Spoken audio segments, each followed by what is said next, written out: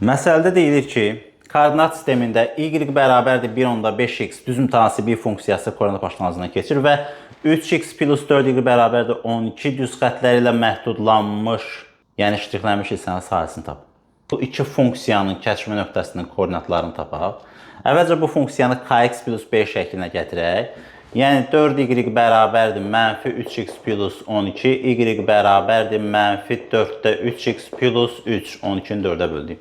İki funksiyanın kəşfi nöqtəsinin koordinatlarını tapanda bilirsiniz ki, bunları bərabərləşdirmək lazımdır. Yəni bunda y budur, bunda da y budursa, deməli y-ləri eyni olmalıdır. Çünki kəşfmə nöqtəsinin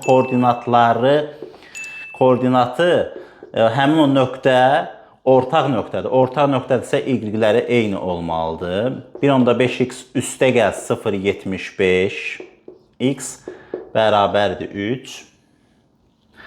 Buradan 2.25x bərabərdir 3. X bərabərdir 3 bölünsün 2/4-də 1, yəni 4-də 9. Böləndə də bilirsiniz ki, tərsinə vururuq. Burada 3-də 4 alındı.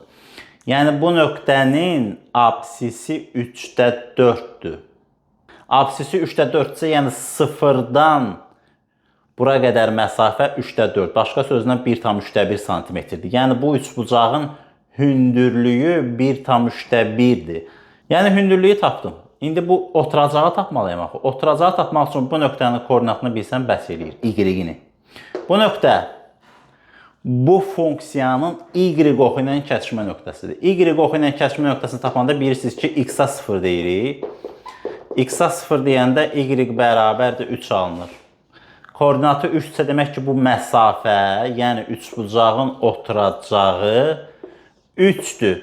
3-ə çəkilmiş hündürlük də bax bura 3-də 4-dür. Üçbucağın sahə düsturunu bilirsiniz də. S üçbucağı bərabərdir 2-də 1 AH, yəni 2-də 1 vur 3 vur 3-də 4. Cavab 3-lər getdi 4, 2-yə 2.